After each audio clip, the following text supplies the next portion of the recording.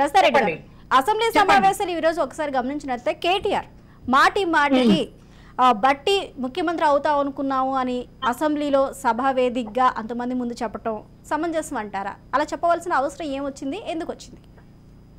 సరే, మాటల మధ్యలో ఏమైనా మాట్లాడొచ్చండి, అది పెద్ద విషయం కాదు. యాక్చువల్ గా అసెంబ్లీ సమావేశాల్లో మేము చాలా గొప్పగా ఎక్స్పెక్ట్ చేసినాం.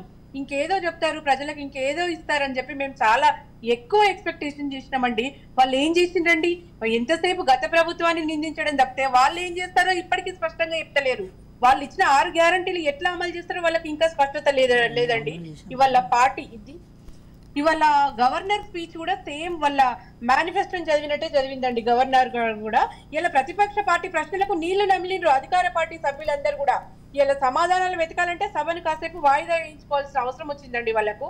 మరి ఇది ఎట్లా అండి? ఇట్లా పథకాల అమలు తీరుపై ప్రణాళికలు వేసుకొని వాళ్ళు కథలు మాకు లెక్కలు చెప్తారనుకుంటే వాళ్ళు సభనే వాయిదా వేసుకునే స్థితిలో ఉన్నారంటే అసలు ఏంటండి ఇది?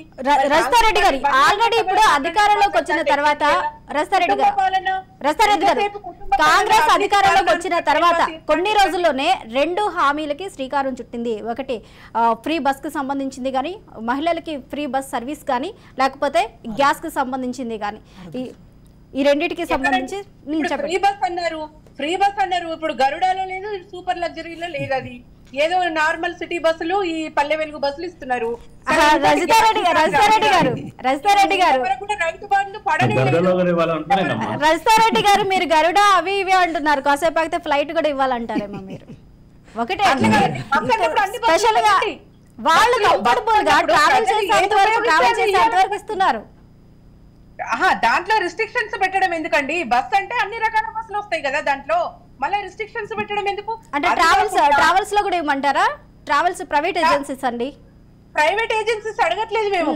కొన్ని రకాల సూపర్ లగ్జరీ గవర్నమెంట్ ఉన్నాయి కదండి, గవర్నమెంట్ సంస్థలో ఉన్నాయి కదా, అవి కూడా బాగా సూపర్ లగ్జరీ బస్సులు మధ్య తరగతి పేద వర్గాలు మాక్సిమం ఎక్కువ ఎక్కరు మేడం, అందుకోసమే ఇవ్వలేదు. మరి మీరు అట్లా కట్ ఆఫ్ చెప్పలేదు కదండి ముందు. ప్రతి ఒక్క మహిళ కూడా ఫ్రీ అన్నారు. మీరు అర్థం చేసుకోలేదు మేడం ప్రాపర్ వేలో. ఓకే, ప్రభుత్వం ఏర్పడి 10 రోజుల్లోనే అన్ని పథకాలకు అమలు శ్రీకారం అన్నారు. మరి 2 పథకాలు చేసారు. ఇప్పుడు సోనియా గాంధీ బర్త్డేకి 2 పథకాలు అన్నారు. రేపు రాహుల్ గాంధీ పెళ్లికి మిగతా 4 అమలు చేస్తామంటారు. ఇవి అయ్యే ముచ్చట్నేనండి? ఇవి జరిగేటినా? మీరు ఏం చెప్తారో అని ప్రజలు గాని బీఆర్ఎస్ నాయకులు గాని మేము కొత్తగా ఊహించుకున్నాం. ఎంతసేపు ప్రతిపక్షాలను నిందించడం, ప్రతిపక్షాలు కట్టినవి కూలగొట్టడం. చూడండి, కట్టినవి కూలగొట్టడం చాలా సింపుల్ అండి. మీరు ఇంకా కొత్త పథకాలు సృష్టించండి, కొత్త కట్టడాలను నిర్మించండి. నిందించుకుంటే టైం వేస్ట్ చేస్తే ఎట్లా అండి? రస్తారెడ్డి గారు ఇచ్చిన హామీల్లో ఒక నిమిషం రస్తారెడ్డి గారు మహిళలకు బస్సు ఫ్రీ అనింది.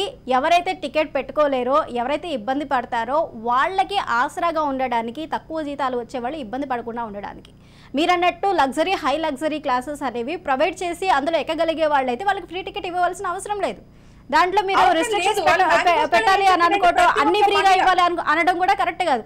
గవర్నమెంట్ అనేది ఒక ప్రాసెస్ లో వెళ్ళినప్పుడు దానికి అనుగుణంగా కొన్ని నిర్ణయాలు తీసుకుంటుంది. అంతేగాని మీరు లగ్జరీ ఇవ్వాలి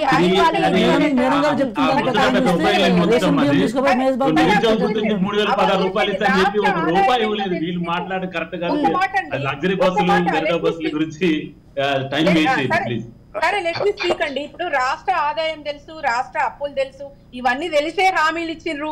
ఇవాళ రాష్ట్రం అప్పులలో ఉంది, మేము ఏమి చేయలేమని చేతులు ఎత్తేసి నీళ్లు నమ్మడం ఎంతవరకు కరెక్ట్ అండి? మరి